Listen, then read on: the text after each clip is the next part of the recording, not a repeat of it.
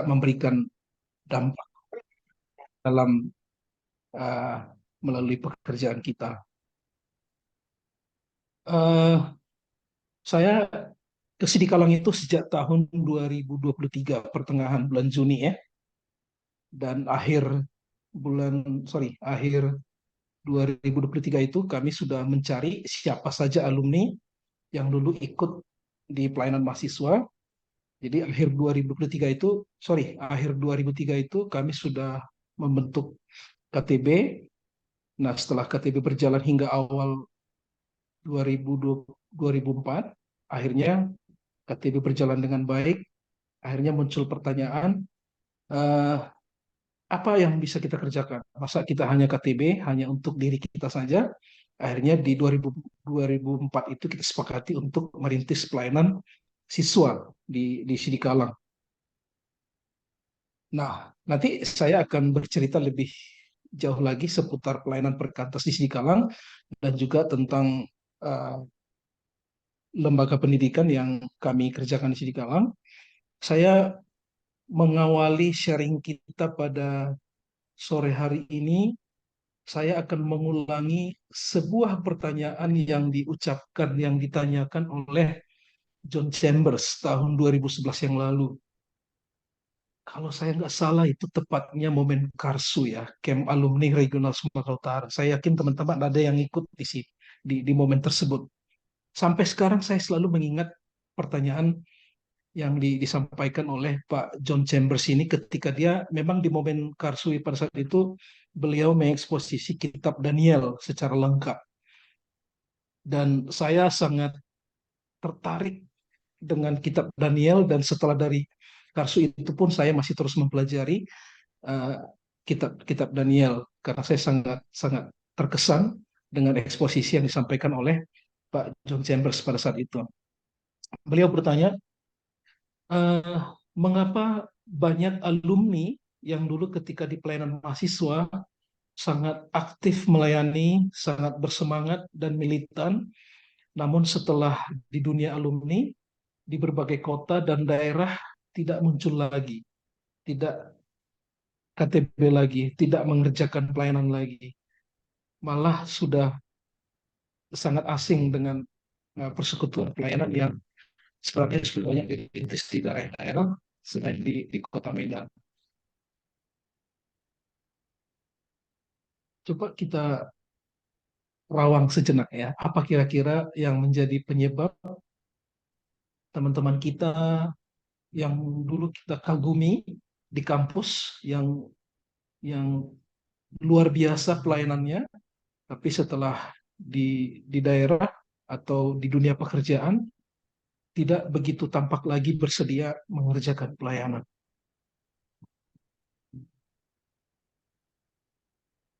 Saya yakin ini adalah pergumulan semua PAK di semua daerah. Kalau kita belum menemukan jawabannya, eh, boleh juga kita merenungkan pertanyaan ini sebagai pernyataan ya, bahwa memang banyak alumni yang dulu sangat luar biasa mengerjakan pelayanan, tapi kini tidak banyak muncul lagi mendukung pelayanan di daerah di mana dia tinggal.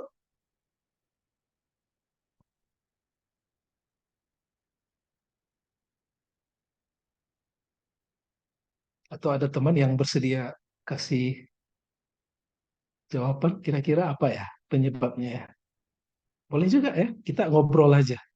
Anggap aja kita sedang kopdar di kafe paling senyap di Sidikalang. Sen itu kayaknya. Yang mau jawab. Ya, silakan.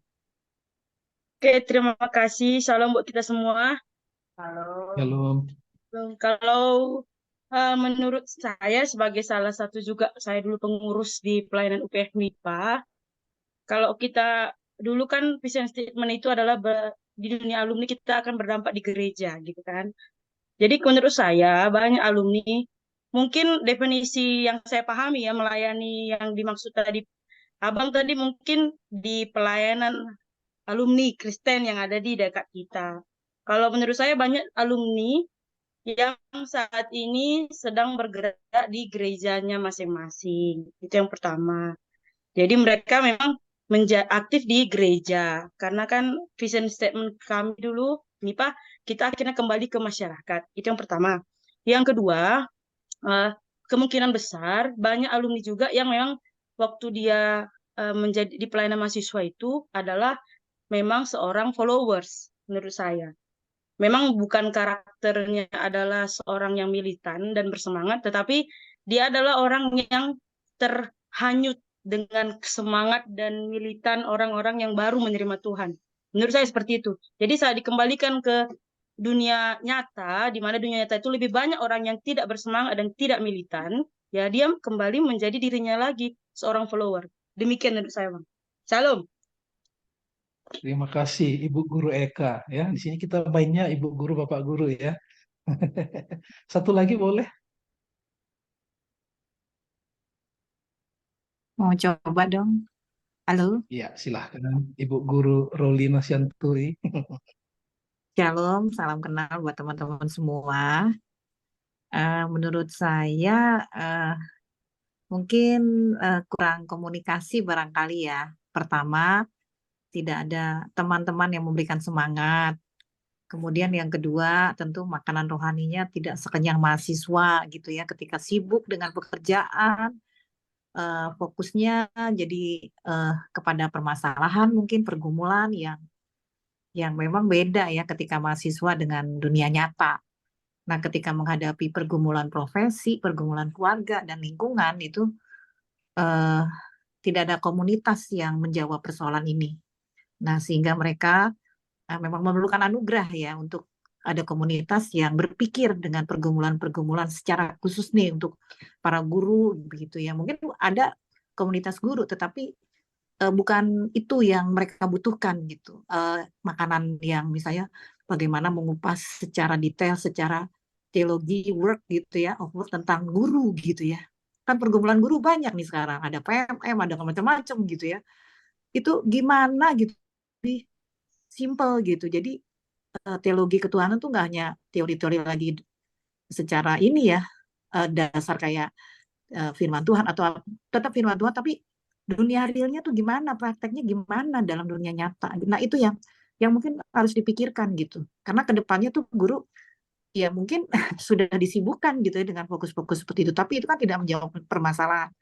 Karena belum ada komunitas yang siap menjawab tantangan guru pada ke depan gitu menurut saya. Jadi sehingga kita udah sibuk masing-masing aja dengan dunia kita gitu. Nah seandainya ada komunitas memikirkan persoalan-persoalan guru, bahkan ada Roh Kudus nggak ketika kita bicara PMM sebagai sarana untuk misi gitu ya. Jadi apa jawaban-jawaban aksi nyata kita tuh bukan sekedar eh, program gitu, tetapi ada misi yang membuat banyak mungkin yang membaca ini mengenal Tuhan gitu. Nah itu yang perlu dipikirkan untuk bagaimana kedepannya di persekutuan guru ini memenuhi jawaban teman-teman gitu. Jadi saya tidak menyalahkan mereka ya, tapi belum ada komunitas yang menjawab permasalahan itu. Secara teologi dalam praktek kan ternyata nggak mungkin dong. Kamu kalau jadi guru, kalau bikin RPP kayak begini gitu, Roh Kudusnya begini atau hikmat Tuhan kayak gini, enggak. Ternyata nggak tahu, dia nggak di dunia kita gitu. Tetapi dia secara umum, oke kamu bertobat, kamu gini ya, jadi saksi. Tetapi saksi bagaimana ketika kita membuat bahan-bahan itu Tuhan bekerja kepada anak-anak, kepada teman-teman gitu. Jadi banyak teman-teman saya itu di sekolah, tolong bantu ini nanti masalah informasi aja kita kan suka ketinggalan gitu ya. Aduh gitu ya. Ini harusnya kalau observasi itu ada wawancara praknya dulu gitu. Itu bablas gitu. Nah, ketika kita bicara, kita peka, kita punya komunikasi info dan lain saling berbagi, itu kita membantu banyak teman-teman, bukan hanya orang Kristen ya, tapi jadi berkat buat teman-teman kita yang di sebelah. Gitu. Nah, saya melihat justru sahabat saya itu yang non Kristen gitu ya. Kita sharing gimana dia melihat kondisi guru-guru sekarang gitu, anak-anak sekarang. Nah, seandainya komunitas itu ada, itu mungkin yang tertarik bukannya Kristen ya, banyak orang luar. Orang-orang yang teman-teman kita yang dekat ini menjadi sahabat kita. Bergumul untuk pendidikan bagaimana menjawab permasalahan di lapangan. Karena kita gitu. Apalagi kita udah anak Tuhan ya, udah teologinya udah, maksudnya dasar-dasarnya udah tapi gimana itu bisa menjadi jawaban yang bermanfaat, berdampak banyak gitu di lingkungan kita gitu. Nah ini saya lagi berpikir sehari-hari saya yang begitu kayaknya waktu untuk ini kerjaan yang sempurna tuh kayak gimana gitu ya. Apalagi tantangan dan lain-lain. Terima kasih ya, sorry jadi banyak nih jawabannya. Wah, Oke, it's okay. Iya, saya sangat tertarik dengan dua jawaban dari Ibu Guru Eka tadi sama Ibu Guru Rolina ya. Ini enaknya nih kalau pesertanya para guru. Jadi eh, pengurus TCF bisa narasumber semua ini kayaknya nih. Ya Iya. Bang, ya Bang. Eh, iya. Nanti TCF bisa atur lagi ya. Baik. Eh, kenapa tadi saya bilang saya sangat tertarik dengan eksposisi yang Pak John Chambers sampaikan sepanjang camp pada saat itu. eh, Dia melihat sisi yang sangat menarik dari seorang Daniel ya.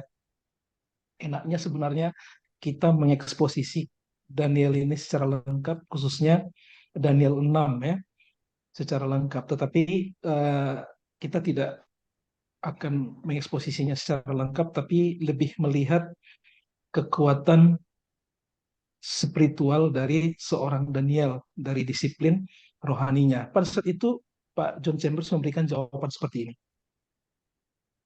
Eh, karena mereka menikmati Tuhan hanya melalui orang lain. Nah, ini menarik nih. Menikmati Tuhan hanya melalui orang lain. Maksudnya adalah mereka hanya menikmati persekutuan dengan Tuhan di KKR dapat seperti yang dibilang ke Arulina tadi. Di kebaktian kampus dapat, di pengisian juga dapat, di KTB juga dapat. Nah, tetapi banyak alumni yang dulu bisa menikmati semua kemewahan pengisian ini di kampus, lalai mereka tidak memiliki disiplin rohani seperti yang dimiliki oleh seorang Daniel di Daniel 6 ayat 11. Nah, salahkah semua pengisian rohani yang bisa kita dapatkan di dunia mahasiswa ini? Ya tentu tidak. Semua itu sangat penting dan memang seharusnya lah itu ada untuk pertumbuhan rohani kita. Nah, namun seorang anak Tuhan selain bersekutu bersama-sama dengan anak Tuhan lainnya di pelayanan, juga harus melatih diri setia bersekutu dengan Tuhan di persekutuan pribadi. Jadi kita selalu mengingatkan diri kita bahwa persekutuan bersama di pelayanan itu akan jauh lebih nikmat dan kuat jika sudah ditopang dengan persekutuan yang pribadi yang baik dan disiplin. Nah, teman-teman bisa sambil melirik Daniel 6 ini, bisalah kita ingat ya, karena ini sudah kita pelajari, dengar sejak sekolah minggu dulu. Di sini konteksnya adalah Daniel tidak ditemukan satupun kesalahannya. Nah, sedangkan Daniel itu kan dibawa ke pembuangan Babel itu kan di usia 16 sampai 18 tahun, rentang waktunya remaja pada zaman itu, yang orang-orang pintar yang masih muda. Diperkirakan orang-orang muda itu adalah usia 16 sampai 18 tahun. Nah, tapi di kasus ini, di permasalahan Daniel 6 ini, yaitu ketika Daniel hendak dimasukkan ke gua singa ini, usia Daniel itu sudah lebih dari 80 tahun. Jadi dia sudah sangat lama sekali berada di pembuangan. Nah, jadi tidak ditemukan sedikit pun kesalahan dari seorang Daniel, kecuali dalam hal disiplin rohani dia bersekutu dengan Tuhan. Itu pun sebenarnya bukan kesalahan. Tapi karena kecemburuan para petinggi lain di bawah pemerintahan Darius, sehingga dia dijebak dengan meminta Raja Darius mengeluarkan larangan di ayat ke-9 agar siapapun yang menyembah pribadi lain selain daripada raja, maka akan dimasukkan ke gua singa. Nah, Daniel sudah tahu ini siasat dari para petinggi lain yang ada di pemerintahan Darius. Nah, tapi yang menarik adalah Daniel 6 ayat 11 ini. Nah, Daniel 6 ayat 11 itu kan demi didengar Daniel. Nah, jadi Daniel sudah tahu bahwa surat perintah itu telah dibuat. Nah, apa yang Daniel lakukan? Nah, dia pergi ke rumahnya, dalam kamar atasnya ada tingkat yang terbuka ke arah Yerusalem. 3 kali sehari ia berlutut. Nah, ini menarik ya. 3 kali sehari ia berlutut. Apakah 3 kali sehari ketika dia akan dimasukkan ke gua singa? Tidak. Ternyata kalimat selanjutnya adalah dia berdoa serta memuji Allahnya seperti yang biasa dilakukannya.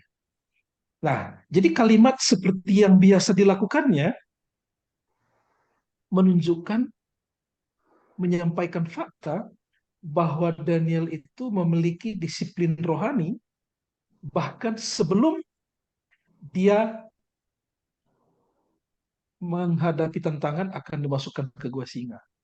Jadi dia sudah memiliki disiplin rohani bahwa 3 kali sehari itu ia berlutut. Bukan hanya berlutut, tapi dia berdoa.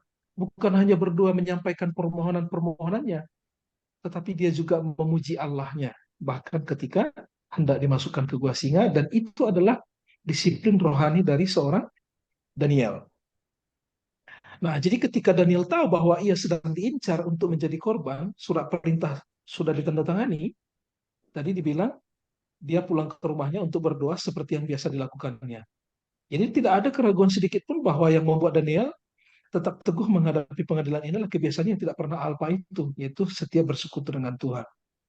Nah, jadi HPDT pribadi seorang Daniel inilah yang harus menjadi teladan bagi kita alumni, dimanapun kita, kalau kemewahan pengisian rohani itu tidak gampang lagi kita peroleh seperti ketika kita saat di kampus dulu. Jadi kita harus terus, iya ya, bukan karena mau mengerjakan pelayanan, bukan karena ada masalah, bukan karena ada tantangan, tapi sangat penting sekali kita mendisiplin baik tidak baik waktunya untuk tetap setia bersekutu dengan Tuhan seperti yang Daniel kerjakan sejak masa mudanya. Nah, William Edwin Orchard pernah menulis, bila yang paling teratur dalam hidup Anda adalah berdoa, maka saya kira Anda akan melihat bahwa hal itu akan mengatur segala sesuatu yang lain. Bila hal yang paling teratur dalam hidup Anda adalah berdoa, maka saya kira Anda akan melihat bahwa hal itu akan mengatur segala sesuatu yang lain. Pernyataan yang mirip saya pernah baca, saya lupa siapa penulisnya, beliau menulis, God can do in a moment what we cannot achieve in a lifetime. God is able to do in a moment what we cannot do in a lifetime. Jadi sebenarnya Tuhan yang kita percaya, yang kita layani, yang menebus kita ini hanya butuh sekejap saja sebenarnya melakukan sesuatu yang kita tidak akan pernah bisa raih sepanjang hidup kita. Tapi kita sering alpa mengingat fakta itu, sehingga kita terus berlelah mengandalkan kemampuan pribadi kita dalam menjalani setiap pergumulan kita. Padahal jika kita teratur atau jika berdoa itu adalah sesuatu yang kita disiplinkan dalam hidup kita, kita akan menyadari, melihat ternyata disiplin itu akan membantu kita, menuntun kita, sehingga segala sesuatunya bisa berjalan dengan baik. Bahkan jika tidak pun berjalan dengan baik, kita menyadari bahwa God is at work, ya, bahwa semuanya ada dalam kendali Allah, ada dalam penyertaan Tuhan. Nah, ini tadi Daniel, tidak ada situasi apapun yang mengancam untuk dia tidak setia berdoa kepada Tuhannya.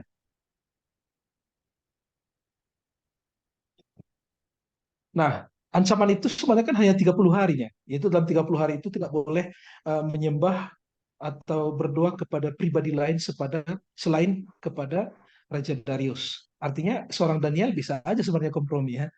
Ah, udahlah, nggak apa-apa ya Tuhan, dalam 30 hari ini saya off dulu. Nanti setelah 30 hari ini, setelah ancaman ini berlalu, karena ngeri juga ancamannya, itu akan dimasukkan ke gua singa.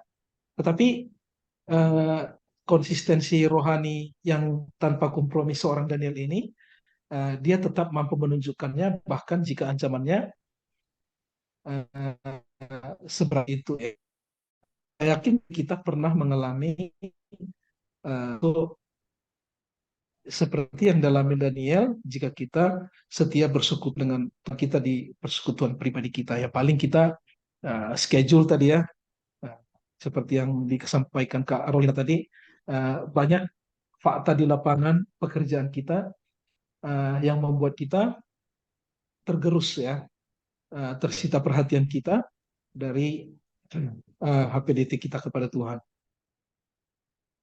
Nah, tapi muncul pertanyaan, apakah sebuah kebetulan saja ada seorang Daniel yang memiliki disiplin rohani sehebat itu, gitu ya? Nah, jadi saya hanya mendapatkan sejauh itu pada saat di Karsu tahun 2011. Iya ya, entah jangan kebetulan aja ada seorang Daniel yang begitu militan dalam HPDT-nya yang ditulis di Alkitab. Nah, saat itu saya ditantang. Akhirnya saya membaca tokoh-tokoh lain dalam Alkitab. Ya ternyata semua memiliki disiplin yang seperti itu. Bahkan Tuhan menuntut memang disiplin yang seperti itu, gitu dia. Nah, jadi ketika Musa meninggal, eh, Musa mati memimpin bangsa Israel, yang ditunjukkan Joshua ya. Nah, sebelum Joshua berangkat memimpin bangsa Israel ini tuh, memimpin bangsa Israel, di Yosua 1 itu pesan Tuhan Allah kepada Yosua adalah untuk memiliki disiplin rohani seperti yang dimiliki Daniel. Di Yosua 1 ayat 8 itu kalau kita baca juga secara lengkap di kitab Yosua, janganlah engkau lupa memperkatakan kitab Taurat ini, tetapi renungkanlah itu siang dan malam, supaya engkau bertindak hati-hati sesuai dengan segala yang tertulis dalamnya. Renungkanlah itu siang dan malam. Renungkanlah firman itu siang dan malam, supaya engkau bertindak hati-hati. Arti firman Tuhan itu memberikan kita hikmat dalam menjalani hari-hari kita, supaya bertindak hati-hati sesuai dengan yang tertulis di dalamnya. Sebab dengan demikian, perjalananmu akan berhasil dan engkau akan beruntung. Nah, itu janji Tuhan dan perintah Tuhan kepada Yosua sebelum dia berangkat untuk menggantikan Musa. Berangkat pun kita ke kitab lain, kita baca Mazmur 1. Saya baca Mazmur 1, iya ya. Jadi memang tuntutan Tuhan itu ya seperti disiplin yang dituntut kepada Daniel dan Yosua ini juga. Kalau kita bisa pelajari nanti Mazmur 1, sama tuntutannya. Tuntutan Paulus kepada Timotius juga begitu. Nah, jadi kalau kita masih mendapatkan kemewahan pengisian rohani seperti yang kita dapatkan di kampus tadi, ya puji Tuhan. Tetapi HPDT yang dimiliki oleh seorang Daniel, Yosua, dan hamba Tuhan lainnya ini akan menjadi sebuah kenikmatan ketika kita bergabung dengan persekutuan besar di pelayanan kita jika kita memilikinya. Artinya kita tidak akan menjadi sebuah masalah di pelayanan yang kita kerjakan bersama-sama dengan orang lain. Akan beda nikmatnya. Nah, tadi saya bilang bahwa Perkantas Cikalang itu kami awali dari sebuah KTB pada akhir tahun 2003, tapi di momen Valentine's Day 2004 kita sepakati bahwa kita akan merintis pelayanan siswa. Jadi waktu itu mayoritas kami adalah guru, jadi semua guru-guru ini pada ngajak siswanya untuk PA di berbagai sekolah. Kemudian ketika ibadah Valentine's Day udah ada sekitar 20 orang dari 4-5 kelompok, kita buat kebaktian, itulah cikal bakal kami merintis pelayanan. Kemudian setelah akhir tahun 2004, kita melakukan ibadah besar untuk ibadah Natal. Waktu itu Kak Indrawati Stepu kita undang sebagai pembicara. Ada sekitar 250 siswa hadir mengikuti ibadah tersebut. Nah, saya pribadi ya, yang membuat saya sangat bersyukur melihat pelayanan Perkantas Cikalang hingga saat ini, saya selalu sering membayangkan dan bersyukur ya, melihat ada sedikitnya 100 siswa yang dibina di pelayanan ini di kelompok kecil. Jadi membayangkan ada 100 siswa setiap tahunnya dibina di kelompok kecil, mengenal Yesus Kristus, bertumbuh melalui kelompok kecil, itu adalah ucapan syukur yang sangat luar biasa dari saya pribadi yang ikut merintis pelayanan ini sejak dari awal. Dan hingga pada saat ini, itu yang saya lihat, gitu ya, itu yang saya lihat. Betapa nikmatnya rasa syukur kita melihat bahwa pelayanan ini masih terus kami kerjakan dan ada alumni-alumni baru terus yang berdatangan meneruskan pelayanan ini, dan pembinaan di kelompok kecil terus masih bisa dikerjakan. Makanya setiap raker di Sidikalang itu saya selalu bilang kepada teman-teman alumni, masalah akan tetap ada di pelayanan ini. Tapi satu yang nggak boleh hilang adalah kelompok kecil nggak boleh mundur, nggak boleh kendur. Selama kelompok kecil siswa masih berjalan, masih bertahan, masih dikerjakan dengan serius, masalah-masalah lain bisa kita atasi. Saya selalu bilang seperti itu kepada teman-teman alumni ketika raker atau mengevaluasi pelayanan. Nah, karena memang ujung tombaknya di situ, yaitu ketika para orang muda ini, para siswa ini, ada wadah bagi mereka bisa mengenal Kristus dan mendapatkan pelayanan. Nah, setelah KSK waktu itu masih namanya, sekarang Persisten, Persekutuan Siswa Kristen, ada pengurus TPS, tim pendamping siswa. Kemudian seingat saya tahun 2008 kita sudah bentuk PAK juga, Persekutuan Alumni Kristen, dan di tahun 2010 Sidikalang sudah menjadi badan pengurus ranting. Nah, tapi letak kemajuan pelayanan bukan di organisasinya ini yang paling utama ya, bukan di kemajuan organisasinya ini. Tapi kembali ke yang tadi saya bilang, ketika pemuritan siswa dan alumni khususnya siswa masih terus dikerjakan, itu selalu bagi saya pribadi tolak ukur kemajuan dari pelayanan ini. Jadi sebagai seorang guru, kita di daerah manapun, saya harap kita juga memiliki kerinduan itu, bahwa di daerah manapun kita bekerja, di daerah itu kita bisa terlibat merintis pelayanan dan pemuritan siswa bisa dikerjakan. Nah, itu komitmen yang tidak boleh kita lupakan, tetapi komitmen yang terus kita perjuangkan. Jadi ada pemuritan yang terus kita perjuangkan. Nah, itu perkantas Sidikalang yang bisa kami terus kerjakan hingga pada saat ini. Sejauh ini ada yang mau ditanya sebelum kita lanjutkan ke sharing lain. Ayo, atau Boleh Bang, dilanjutkan aja Bang. Nanti kita ada buka sesi tanya jawabnya Bang. oh boleh. Oke. Tapi jangan pada pergi dulu ya. Oke. Kita masih diskusi setia. Nanti aku sempat merasa karena saya di sini sangat bersemangat bercerita. Jadi teman-teman boleh kalau agak ngantuk dibuat kopinya ya, dibuat jusnya juga boleh. Jadi kita bisa nikmati sama-sama. Nah, lanjutan dari sharing yang saya dapatkan dari Pak John Chambers tadi, saya juga mempelajari what next gitu ya.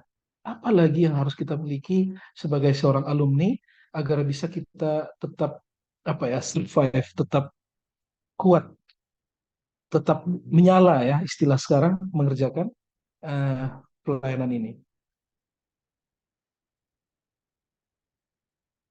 Nah, di bukunya Holy Discontent atau Ketidakpuasan yang Kudus, Bill Hybels berkata, satu aspek apakah dari dunia yang telah rusak ini yang ketika Anda melihatnya, menyentuhnya atau dekat dengannya, Anda merasa tidak tahan lagi. Atau setidaknya Anda merasa this is not right gitu ya, nggak betul ini. Kenyataan apa yang begitu mengganggu Anda dan mendorong Anda untuk menyatakannya dan bertindak? atau kita mendapatkan panggilan, saya harus melakukan sesuatu terhadap situasi ini.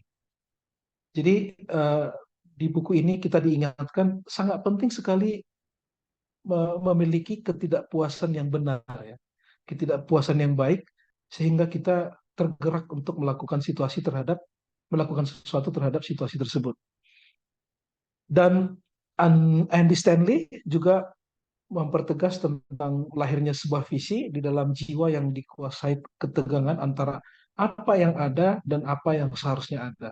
Di mana kondisi yang sedang terjadi, seharusnya kondisi itu nggak gini, nggak begitu. Harus ada sesuatu yang dilakukan. Jadi orang yang secara emosi merasa frustrasi, patah hati, bahkan mungkin marah terhadap suatu kondisi yang ada tersebut. Karena perspektif keyakinannya terhadap bagaimana kondisi tersebut seharusnya terjadi, itulah cikal bakal munculnya sebuah visi. Jadi kita tidak menerima seperti itu situasinya, kita tergerak untuk melakukan sesuatu, disitulah awal munculnya sebuah visi. Nah, jadi sebenarnya God is always at work, ya. Sebenarnya Tuhan itu selalu bekerja di dalam diri kita. Tetapi kita akan mendengarkan bahwa God is always at work. Itu tadi, jika kita sudah disiplin dengan persekutuan pribadi yang seperti Daniel jalani. Kalau tidak, kita akan abai, kita akan lalai, kita akan tidak memiliki holy discontent tadi. Nah, jadi sebenarnya Tuhan selalu mengharapkan kita mau untuk melakukan sesuatu terhadap situasi yang kita tidak bersetuju dengannya. Nah, terus kalau kita bicara, kalau kita amati juga ya, kalau kita cermati juga ketika Yesus di dunia ya, kesehariannya ya, apa yang Yesus lakukan gitu ya, apa yang Yesus lakukan.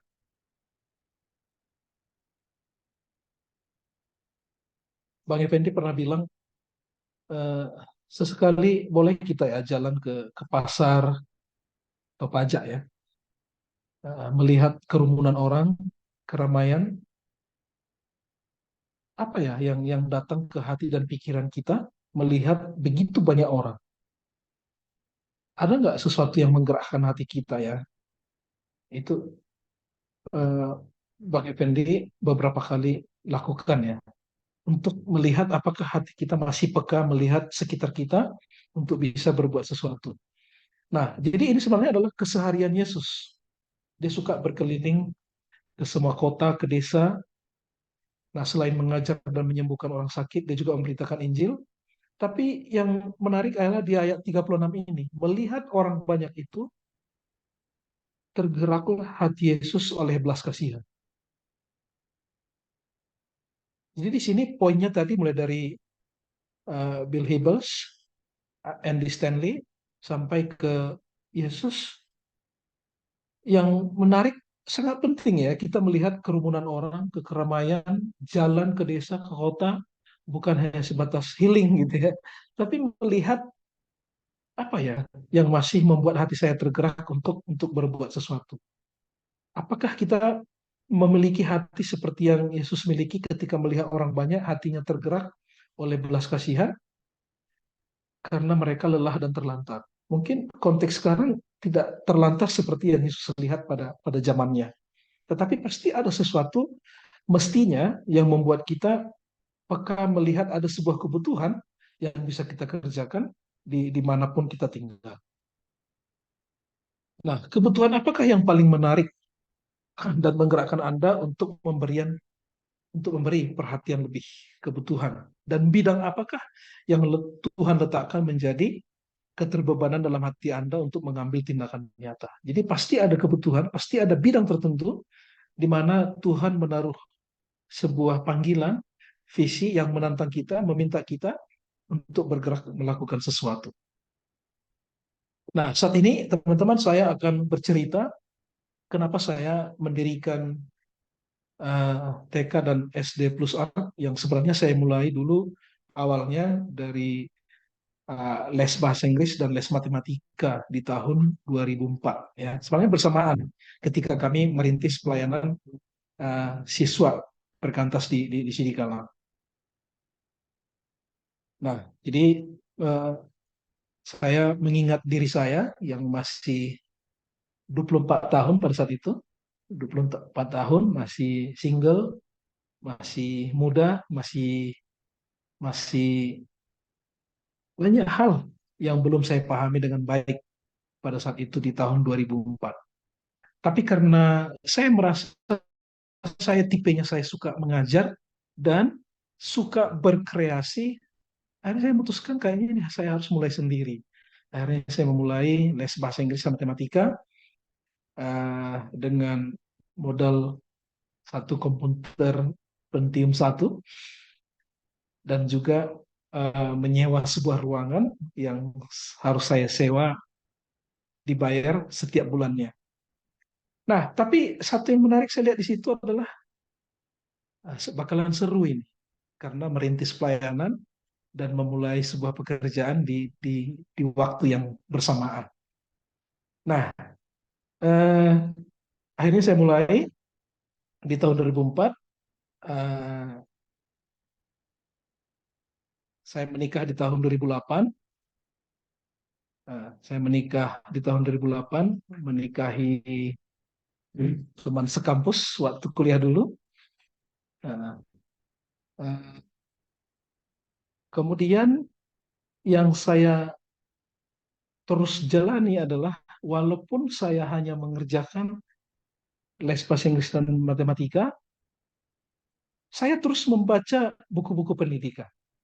Jadi buku pendidikan dari beberapa penulis, dari beberapa terus saya pelajari ya. Terus saya baca filosofi pendidikan, pedagogi, lembaga-lembaga pendidikan. Saya sudah mulai terganggu sebenarnya. Saya sudah mulai terganggu. Wah, kayaknya banyak harus yang diperbaiki nih, banyak yang harus diperbaharui. Nah, jadi setelah saya menikah, saya sudah coba dengungkan, soundingkan kepada istri, kayaknya kita harus buka sekolah lah suatu saat. Nah, istri tidak setuju. Soalnya bukan nggak setuju dengan ide itu, tapi merasa itu sesuatu yang sangat mustahil, itu sesuatu yang sangat sulit untuk direalisasikan. Nah, tapi saya semakin terganggu oleh materi-materi yang saya pelajari, pemikiran-pemikiran, gagasan-gagasan yang saya pelajari sendiri. Saya bagikan beberapa hal pada saat ini. Yang pertama adalah ini ya,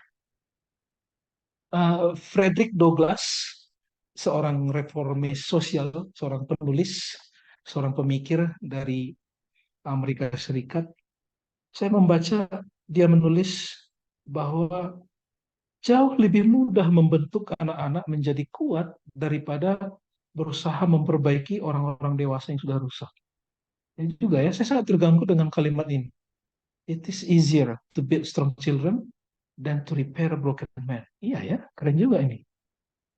It is easier to build strong children than to repair broken man. Iya ya, ternyata membentuk anak-anak yang kuat itu jauh lebih mudah sebenarnya daripada kita berupaya memperbaiki orang-orang dewasa yang sudah rusak. Karena itu saya alami di keluarga saya ketika saya berusaha memperbaiki hidup abang saya yang sudah hancur, sulit sekali dan gagal sebenarnya. Iya ya. Berarti harus memulainya sejak dari anak-anak. Bahkan mungkin topik yang selanjutnya saya bilang ini butuh diskusi lanjutan ya. Orang dewasa yang sudah rusak kalau udah terima Kristus, saya tidak sedang bilang bahwa Kristus tidak bisa memperbaiki orang dewasa yang sudah rusak ya. Tapi orang dewasa yang sudah rusak menerima Kristus pun tetap akan ada masalah psikologis lagi yang harus diperbaiki. Itu bisa dipelajari dari bukunya Peter Scazzero ya, yaitu Emotionally Healthy Spirituality sama Emotionally Healthy Leader. Di buku itu sangat banyak dibahas tentang sisi psikologi seseorang yang masih harus diperbaiki, walau dia sebenarnya sudah terima Kristus, bahkan sudah melayani Kristus. Banyak hal-hal yang masih harus diperbaiki karena masa lalu seorang dewasa yang sangat rusak. Jadi itu butuh pembahasan lanjutan di momen lain ya. Tetapi yang saya lihat di sini iya ya sangat penting membangun anak-anak yang kuat daripada memperbaiki orang dewasa yang sudah rusak. Ini poin pertama yang sangat mengganggu saya, bahwa harus serius uh, memerhatikan early child education, pendidikan anak-anak sejak ini. Poin yang kedua adalah Salomo juga pernah bilang di Amsal 22 ayat 6 bahwa didiklah orang muda menurut jalan yang patut baginya. Kepada masa tuanya pun ia tidak akan menyimpang daripada jalan itu. Iya ya, kayaknya ini meneguhkan opini yang pertama tadi. Didiklah orang muda menurut jalan yang patut baginya, maka pada masa tuanya pun ia tidak akan menyimpang daripada jalan itu. Train up a child in the way he should go, and when he is old, he will depart from it. Ya ya, berarti jika anak-anak sudah dibekali, dibina dengan sangat baik, tidak akan mudah bagi seorang anak setelah dia dewasa untuk menyimpang daripada jalan tersebut. Ini pemikiran gagasan yang kedua yang sangat memengaruhi saya. Wah, harus serius ini terhadap pendidikan early child. Nah, kemudian saya baca juga beberapa pemikiran dari Aristoteles ya. Nah, Aristoteles itu pemikirannya sangat tajam ya. Semua topik bisa dipahami dia dengan sangat baik. Dan dia juga memiliki beberapa gagasan tentang pendidikan. Salah satu pernyataan dia yang sangat menarik adalah supaya eh, kita orang dewasa dengan sengaja mengkreasi kegiatan-kegiatan baik yang bisa dikerjakan oleh anak. Jadi kita para orang dewasa, baik orang tua maupun guru, secara upaya sengaja mendesain, mengakomodir kebutuhan anak-anak untuk menjalani kebiasaan-kebiasaan baik. Seperti Aristoteles ini bilang bahwa good habits formed at youth make all the differences. Jadi kebiasaan-kebiasaan baik ini yang mereka biasa lakukan akan membentuk, akan menciptakan perbedaan di masa dewasa mereka kelak. Nah, akhirnya hari demi hari, kalau saya dengan istri itu, kalau suami istri itu kan beda apanya, pillow talk-nya ya. Pillow talk-nya itu maksudnya obrolan berdua yang berkualitas gitu ya. Ada orang yang harus di kafe, ada yang harus di rumah. Nah, tapi saya biasanya ketika di perjalanan ya, ketika di perjalanan jauh, misalnya dari Sikalang ke Medan, di sepanjang jalan itu kami berdua suka membahas banyak hal. Jadi saya selalu soundingkan lagi kerinduan saya bahwa kita harus serius membuka sekolah dari TK sampai ke SD setidaknya. Nah, akhirnya tahun 2019 kami beranikan membuka TK ya, dengan perjanjian, dengan rencana bahwa kami akan baru buka SD itu tahun 2024 karena banyak hal yang masih harus dipersiapkan. Nah, dananya, modalnya, dan tim kerjanya. Nah, tahun 2019 rupanya langsung COVID ya. Jadi tidak ada banyak hal yang harus dikerjakan. Saya berdebat sama istri, agak berkonflik juga ya sebenarnya ya. Kenapa berkonflik? Karena saya bilang, ayolah sekarang aja lah. Tahun 2020 ini langsung kita dirikan SD. Jujur aja, itu seminggu lebih kami itu berdebat dan dia tetap kita tidak bisa, kita tidak sanggup. Apalagi ini lagi COVID ya, sekolah juga lagi menderita, ide gila mana kita harus mendirikan sekolah di COVID ini tahun 2020. Atau gini aja saya bilang ke istri, coba saya dulu yang bergerak, saya bilang. Jadi, Mam, cukup dukung dalam doa aja, jangan dulu tentang, coba saya pelan-pelan saya persiapkan. Saya kan bekerja dengan guru-guru untuk mempersiapkan pengurusan izin dan segala macam. Masih belum satu hari saya terlibat dengan guru mempersiapkannya, dia langsung bersedia untuk terlibat. Ya udah, ayo.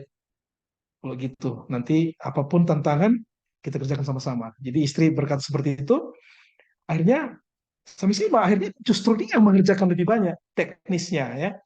Nah, jadi memang kelebihannya di situ di teknisnya. Jadi saya sering bilang ya sekolah ini memang visi dan otaknya dari saya, tapi kalau teknisnya dia gitu ya. Kalaupun saya bilang leadernya adalah saya, tapi sebenarnya manajernya adalah dia. Nah, kekuatan dia di situ, di eksekusinya. Nah, akhirnya karena Kadis kan lima kantor terkait yang harus diurus untuk kelengkapan izinnya. Karena COVID, Kadis di lokasi semua nih. Kadis di lokasi semua. Dan Kadis pun nggak mau suntuk, udahlah ditandatangani semua. Jadi tanpa mengeluarkan uang, perizinan kami bisa kelar sekitar 1,5 bulan. Jadi kami hanya punya waktu 1 bulan untuk eh, mencari siswa. Nah, jadi di angkatan pertama itu langsung dapat 1 kelas. Nah, singkat cerita saat ini sudah 9 kelas siswa kami. Nah, jadi keseharian itu eh, yang saya lihat adalah selalu ketiga gagasan dan pemikiran tadi yang mendorong kami bahwa kami harus terus menciptakan kegiatan-kegiatan yang membuat anak-anak ini mengalami kebahagiaan bersekolah, kebahagiaan belajar, dan kami yakin seperti yang bilang Aristoteles ini bahwa good habits ini akan membuat the big difference in their life in the future. Salomo tadi juga sudah ingatkan, termasuk Frederick Douglass. Itu yang saya imani, itu yang saya yakini bahwa kalaupun tidak tampak sekarang, ya beda dengan yang academic oriented, itu tidak sepenuhnya salah. Tetapi kalau academic oriented kan langsung tampak hasilnya di rapor atau di prestasi-prestasi lainnya. Tetapi memang good habits yang kita kreasi secara sengaja ini itu akan tertanam di dalam diri mereka yang akan memberikan dampak luar biasa di jangka panjang nantinya. Nah, itu yang saya pribadi yakini sebagai visi pendorong untuk serius di dunia pendidikan. Nah, saya yakin teman-teman pasti sering mendengar nama Yuval Noah Harari ya. Yuval Noah Harari, bukunya yang sedang viral dan bestseller saat ini. Ada yang tahu judul bukunya yang paling viral saat ini ya? Saya harap teman-teman searching lah tentang pemikiran dari Yuval Noah Harari. Nah, tapi yang saya mau share di sini justru bukan dua buku dia lain yang lagi bestseller atau viral ya, tapi ada satu buku dia yang lain yang tidak terlalu bestseller, tapi sangat mengganggu juga, yaitu judulnya adalah 21 Pelajaran untuk Abad 21 yang dia tulis tahun 2003 yang lalu. Nah, saya kutip persis dari buku tersebut. Di dunia yang dibanjiri oleh informasi yang tidak relevan, kejernihan adalah kekuatan. Teorinya, siapapun dapat ikut bergabung dalam perdebatan tentang masa depan umat manusia. Namun sukar sekali mempertahankan visi yang jernih dalam perdebatan itu. Kita bahkan seringkali tidak menyadari bahwa perdebatan sedang berlangsung atau apa yang menjadi pertanyaan utamanya. Kebanyakan dari kita tidak memiliki kemewahan untuk menyelidiki pertanyaan-pertanyaan itu karena kita harus menghadapi persoalan yang lebih mendesak. Kita harus bekerja, kita harus mengurus anak, atau mengurus orang tua yang telah lanjut usia. Sayangnya, sejarah tidak peduli semua itu. Jika masa depan umat manusia diputuskan tanpa melibatkan Anda, karena Anda sibuk memberi makan, memakaikan pakaian anak Anda, tetap saja Anda dan anak Anda tidak lepas dari konsekuensinya. Ini memang sungguh tidak adil. Tapi siapa bilang sejarah itu adil? Nah, poinnya adalah, apa maksudnya sejarah masa depan?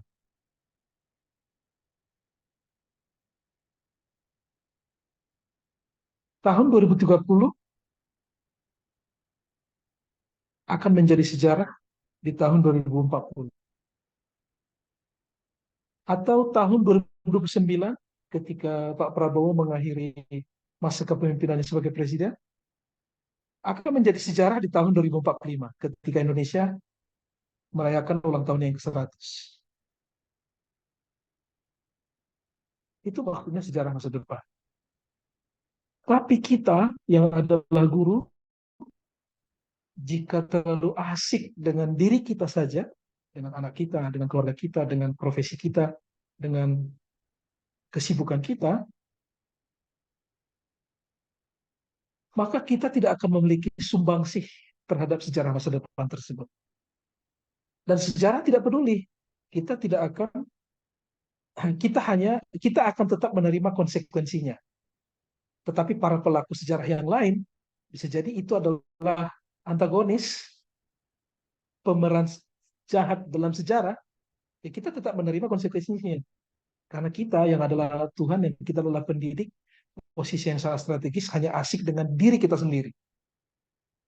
Makanya Yuval Noah Harari ini memberikan ajakan mengaruhi sejarah masa depan dengan tidak hanya fokus kepada diri kita sendiri, tapi berbuat sesuatu yang sangat strategis sebenarnya, karena kita adalah guru yang bisa jadi itu tidak tampak. Jadi kita bukan harus jadi selebritis, kita tidak harus viral, kita tidak harus terkenal, tetapi dalam keheningan kita, tanpa sepengetahuan banyak orang sebagai seorang pendidik, kita melalui kehadiran kita di ruangan kelas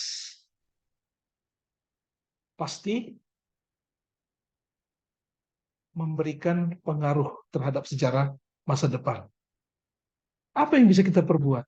Ya tentunya salah satunya yang paling konkret adalah yang menjadi guru yang profesional. Apa maksud menjadi guru profesional? Guru yang memiliki kemampuan mumpuni menjadi seorang guru. Bertanggung jawab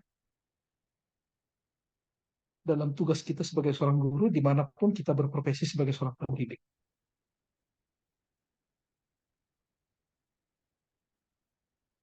Setiap tahun kami pasti masih menerima guru baru ya. Sering sekali dari 25 fresh graduate yang kami seleksi, pertama kami kan harus seleksi tertulis dulu. Kemudian wawancara, kemudian percobaan sekitar 3 bulan, apakah siswa menikmati dia sebagai seorang guru. Barulah mengikat kontrak. Tapi sering sekali di seleksi pertama, dari 25 fresh graduate yang kami seleksi, ini PGSD loh. Kami hanya menguji matematika dari kelas 4, kelas 5. Jadi bayangkan matematika kelas 4, kelas 5, para fresh graduate ini, dari 25 soal hanya bisa benar 35 soal. Jadi itu matematika kelas 4, kelas 5 loh. Jadi sedih sekali ya. Jadi susah sekali mendapatkan guru yang memiliki kemampuan yang bagus.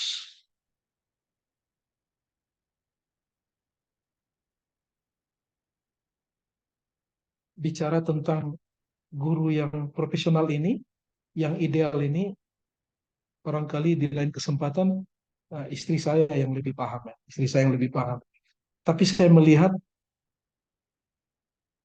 dengan menjadi seorang anak Tuhan yang memiliki profesionalisme yang baik, kemampuan yang mumpuni, kualitas yang baik, kita bisa berdampak luar biasa sebagai seorang guru. Bagaimana kita bisa memengaruhi masa depan? Sebuah pertanyaan menarik ya. Bagaimana kita bisa memengaruhi masa depan? Kayaknya ada pertanyaan itu tadi ya.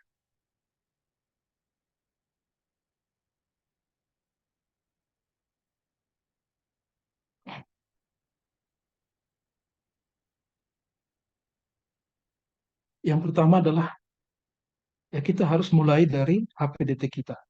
Tidak bergantung kepada persekutuan besar, walau itu sangat penting, tetapi kita harus membangun spiritualitas Daniel 6 ayat 11. Ya. Spiritualitas Daniel 6 ayat 11, apapun situasinya, tetap setia memuji Tuhan, bersekutu kepada Tuhan,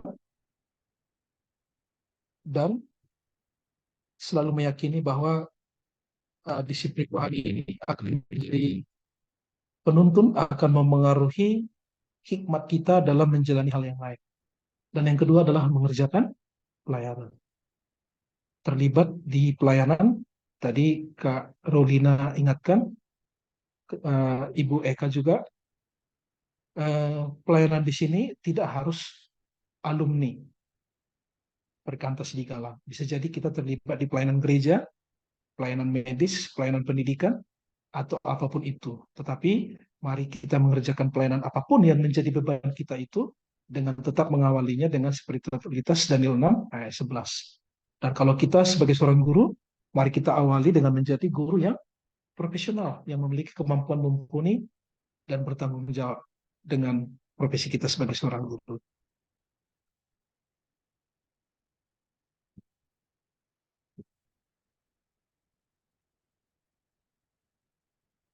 Ya, teman-teman yang mau memperdalam materi ini, semua materi ini saya ambil dari 4 sumber ini ya.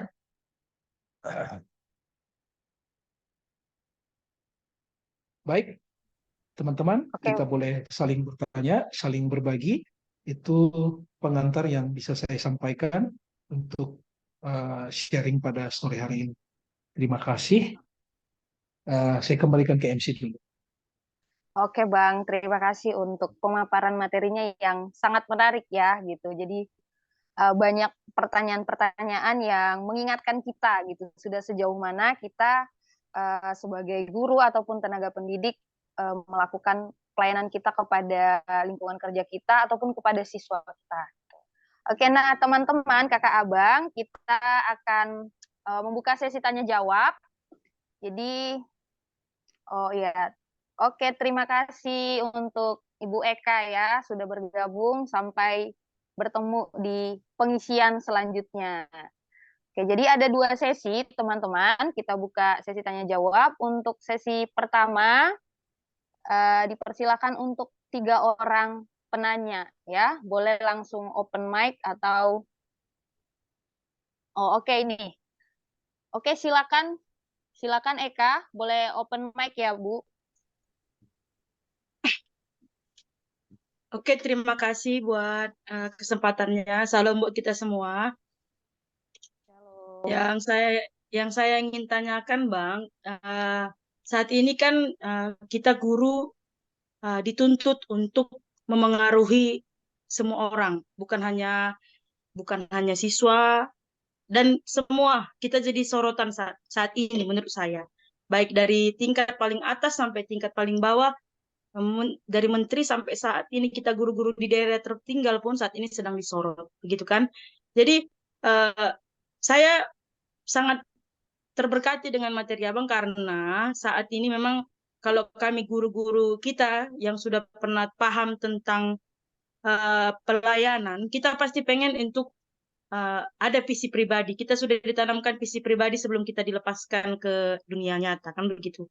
Jadi visi pribadi yang berbeda-beda tadi, sebenarnya memang saya sepakat dengan KKN sebelumnya tadi, semua alumni-alumni yang memiliki visi pribadi yang memiliki korelasi yang sama, saya harapkan sih ada komunitas yang bisa saling mendukung dan saling memberi solusi untuk visi pribadi yang sama kalau menurut saya. Jadi yang saya mau tanyakan kepada Abang, apakah di Perkantas Sidikalang terkhusus misalnya kalau adakah seperti itu komunitas yang dibagi berdasarkan visi pribadi alumninya? Karena kalau misalnya seperti Abang kan visi pribadinya tadi sudah Abang jelaskan. Saya juga ada punya visi pribadi yang berbeda begitu kan, tapi demi penyataan Allah di dunia ini begitu kan. Jadi yang saya mau tanyakan, apakah Perkantas Sidikalang memiliki komunitas yang saya katakan tadi, dan apakah kami yang di jauh ini, kami kan saya dari Tiga Lingga, saya tidak bisa ke sana gitu kan, bisa mengikutinya reguler gitu.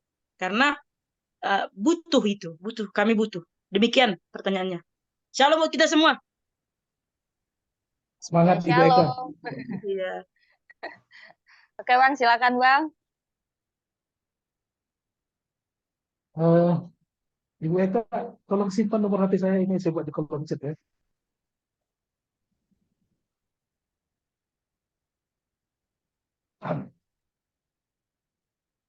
Iya, nanti akan saya hubungkan dengan Ketua PAK ya. Saya di BPR. Yang pasti ada banyak pelayanan yang kami kerjakan di Perkantas Sidikalang ya, karena ada pelayanan siswa, ada juga pelayanan alumni. Dan saya berharap Ibu Eka bisa bergabung dengan kita di retreat selama 3 hari di di Parbaba Pengururan bulan 6 ini, Bang Alex Nanlohi pembicaranya. Saya sangat yakin nanti melalui momen di situ kita bisa banyak bercerita, banyak kami bisa bagikan apa yang kita kerjakan di Sidikalang, dan jangan-jangan nanti bisa kita bantu rintis pelayanan di Tiga Lingga. Karena kami saat ini dari Perkantas Medan ditugaskan juga untuk mendampingi perintisan pelayanan Karo, dan kami sudah pernah ke Kabupaten Karo di tahun lalu, akhir tahun lalu.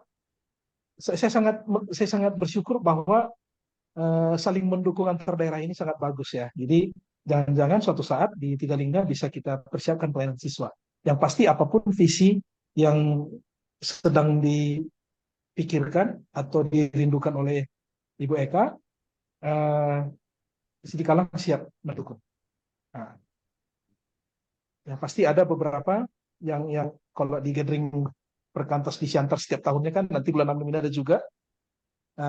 Di situ akan kita lihat juga beberapa ladang visi nantinya. Jadi di situ akan lebih dikerucutkan, dibahas tentang pendidikan, pelayanan Sintua, medis, dan banyak pelayanan strategis lainnya yang bisa dikerjakan alumni. Di gathering PAK nanti ada di akhir bulan 6 tahun ini.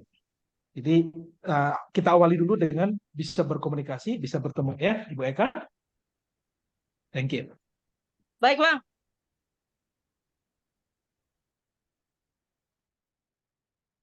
Oke, terima kasih Bu Eka atas semangatnya ya.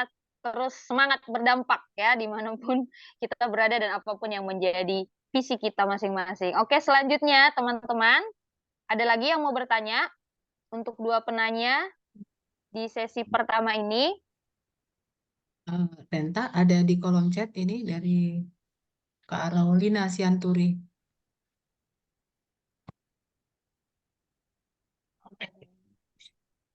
Kak Rowlina. Ini kayaknya tadi udah dijawab sama Yang Bang Wendy. sistem kuliah untuk jadi fresh credit itu belum ideal untuk kondisi kita sekarang. Ada 2 pertanyaan. Oh iya Bang, walaupun tadi sekilas sudah dijawab. Pertanyaan dari Kak Rowlina Bang, ini bagaimana ikut mengisi sejarah masa depan daripada mendapat konsekuensi? Itu pertanyaan pertama. Terus yang kedua, apakah sistem kuliah untuk jadi fresh graduated itu di perguruan tinggi keguruan belum ideal untuk kondisi sekarang? Ya, membahas ini kayak satu sesi lagi ya. Nah, tapi saya singgung sedikit apa namanya pro kontra kepemimpinan Pak Nadiem ya. Saya juga ikuti ya, ada beberapa pendapat. Salah satunya adalah pendapat yang mengatakan bahwa Pak Nadiem itu belum menyentuh sisi pedagogis pendidikan, tapi masih menyentuh sisi digitalisasi pendidikan. Dan itu bisa dirasakan semua guru di daerah yang masih disibukkan oleh administrasi Benar, Bang, benar. pendidik, saya sebagai seorang pendidik. Nah, tapi kalau ditanya belum ideal, ya mencapai ideal itu sesuatu yang sangat mustahil ya, sesuatu yang sangat mustahil. Tapi karena kita ini di pelayanan ya, ideal tidak idealnya yang kita dapatkan dari kampus, tapi memang secara pribadi itu sesuatu yang wajib ya. Kita itu harus memperlengkapi diri, mengembangkan kemampuan diri sebagai seorang guru ya. Kita mulai dari jurusan kita mengabdi. Kita harus sesuatu yang menguasai bidang ilmu kita untuk bisa menjadi guru yang baik di jurusan kita. Nah, tapi selain itu kita juga bisa mempelajari banyak pengetahuan, pengalaman agar kita sebagai seorang pendidik tidak hanya sebagai transfer knowledge ya, tapi juga ada insight yang bisa kita gunakan untuk memengaruhi siswa di dalam kelas. Jadi apa namanya? Saya pernah diskusi dengan teman, adalah sesuatu yang mustahil ya kita bisa membagikan ilmu untuk dikuasai anak didik kita. Tetapi anak didik kita ini sangat mungkin untuk menguasai ilmu apapun. Nah, jadi permasalahannya adalah apakah kita bisa menjadi seorang guru yang membuat membuat para anak didik kita ini menjadi siswa yang suka belajar ya, suka memperdalam ilmu secara pribadi. Karena memang fakta pasti kita temukan kelak anak didik kita itu akan menjadi orang-orang yang sangat besar kemungkinan akan jauh lebih pintar dari kita. Nah, jadi posisi kita adalah menjadi orang yang menginspirasi mereka, menjadi orang yang suka belajar. Di situ satu poinnya, terlepas selain dari kita tetap menjadi guru yang memiliki kualitas di bidang kita masing-masing terlebih dahulu. Jadi sangat sangat strategis, saya pikir, Ibu Raulina, hal yang bisa kita lakukan di dalam ruangan kelas. Walau mungkin indikator keberhasilan kita itu tidak bisa langsung ditunjukkan oleh rapor sekolah atau nilai bulanan. Nah, tetapi yakinlah kehadiran kita di ruangan kelas itu akan berdampak jangka panjang yang indikatornya tidak bisa langsung kita dapatkan secara instan. Gitu Ibu Rolina.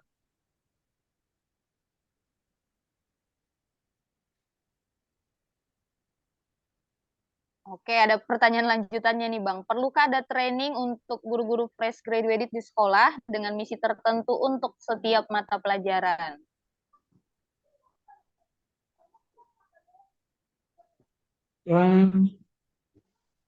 Kalau maksudnya yang melakukan training ini siapa ya? Yang pasti kalau dari pihak sekolah wajib jadinya gitu dia. Kalau kami dari lembaga ya, dari sisi pihak lembaga wajib jadinya gitu dia. Jadi kalau kami itu memulai sekolah itu memulainya sangat mulus karena kami kan berangkat dari Dari les. Jadi sebelum buka sekolah kami sudah memiliki 25 orang guru. Jadi yang kami tarik menjadi sekolah formal itu, menjadi guru TK dan SD itu adalah guru-guru kami ketika di les dan dibimbel dulu. Jadi kami tinggal memilih siapa guru-guru yang bagus, tinggal kami rekrut, makanya mengawalinya sangat mulus. Jadi guru-guru kami udah sangat senior, udah sangat bagus ketika memulai sekolah ini. Nah, jadi nggak semua fresh graduate, justru di tahun ke-4, ke-5 ini, kami harus mencari guru baru lagi yang kualitasnya tidak jauh beda dengan guru senior yang sudah kami miliki saat merintis sekolah ini. Jadi memang training itu ya dari pihak sekolah ya wajib jadinya. Nah, selain dari yang Pak Nadiem tawarkan secara digital gitu dia. Walau itu pun sebenarnya kalau diikuti dengan serius, ya itu bisa sangat membantu gitu dia. Dan selain dari lembaga, saya pikir untuk memperlengkapi diri ya sangat banyak lah pelatihan-pelatihan yang bisa kita ikuti, baik yang berbayar. Kuncinya adalah ada kemauan dulu untuk memperlengkapi menjadi guru yang memiliki kualitas mumpuni untuk bisa bekerja dengan baik. Iya, ada sebuah hal ya. Kalau kami merekrut guru itu atau menilai guru itu kan ada yang low skill, high will. Ada ya maunya kita kan high skill, high will gitu ya. Kemampuannya luar biasa, niat mengajarnya juga luar biasa. Nah, itulah guru yang ideal. Nah, tapi ada juga yang guru itu high skill, low will gitu dia. Dan kami menemukan ini di lembaga kami dari dulu. Ada yang kemampuannya sangat hebat, sangat luar biasa. Tapi low will, tapi niat dia, pengabdian dia, hati dia sebagai seorang guru sangat rendah. Gak ada beban untuk menjadi seorang guru. Tapi yang paling parah adalah udah low skill, low will pula. Ini yang harus segera dikeluarkan. Sorry. Iya, karena nggak bakalan ngaruh ke dunia pendidikan.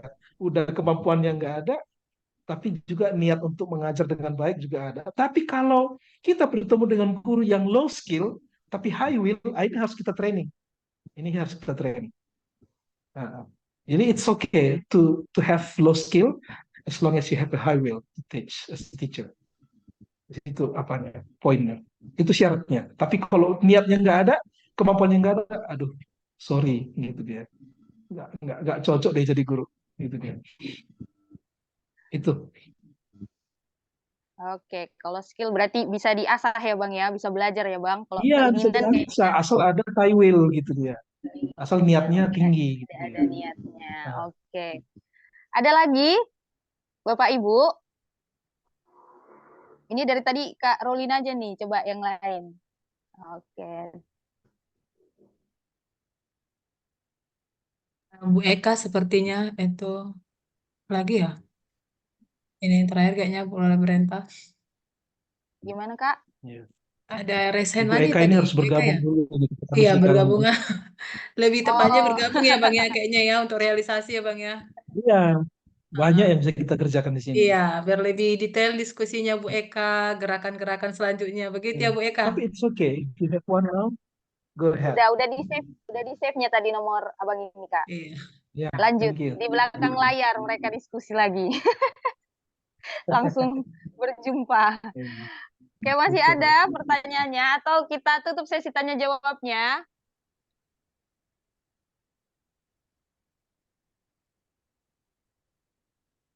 Sepertinya udah cukup berentah nggak ada lagi yang Udah cukup langsung. ya. Mungkin Udah masih jelas. mau ke apa nih? Apa namanya? Pertanyaan ya. Istri saya lagi ikut pertanyaan Tambunan yang biasanya saya selalu hadir di sana, jadi absen hari ini. Ya. Oke, Bapak Ibu, itu tadi dia pemaparan materi dari Bang Wendy ya, yang cukup, kalau bagi saya itu cukup cukup mengingatkan gitu. Sudah sejauh mana saya mengerjakan bagian saya, panggilan saya. Jadi diingatkan untuk tentang HPDT-nya juga gitu. Gimana selama ini kita sudah setia nggak? Tadi ada konsistensi tanpa kompromi gitu. Jadi apapun kondisinya, keadaannya yang pertama memang kita harus memiliki HPDT yang dekat dengan Tuhan. Kemudian tadi keinginan kita untuk mengabdi peka terhadap kebutuhan tempat kita bekerja. Kemudian kita melakukan ya, mengeksekusi dengan pimpinan Tuhan, pastinya kekuatan dari Tuhan kita melakukan apa yang menjadi bagian kita di tempat kita mengajar masing-masing. Oke Bapak Ibu, kita akan merespon firman Tuhan, kita bernyanyi dari lagu kita yang kedua, Hidup bagi Yesus, hidup yang benar.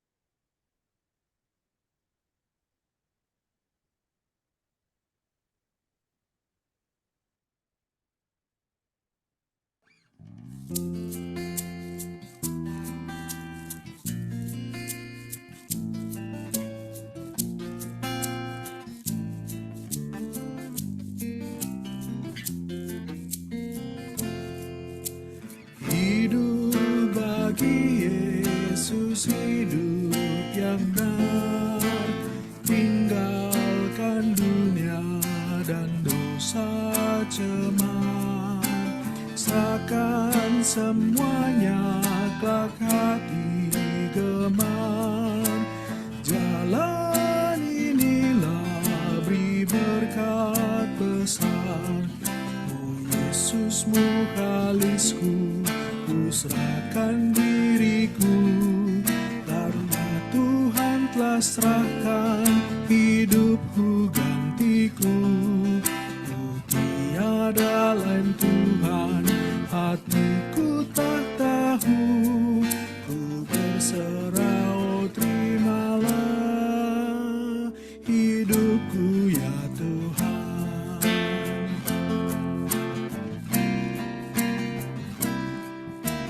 Hidup bagi Yesus penggantiku, siksa ditanggungnya di Kalvari, kasih-Nya menarikku merindu, ku ikut Tuhan berserah diri.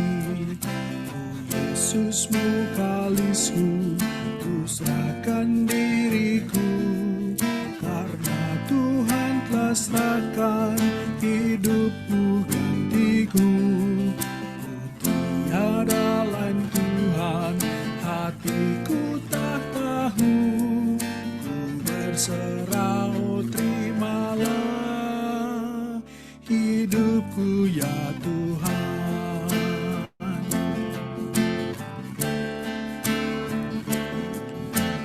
Hidup bagi Yesus,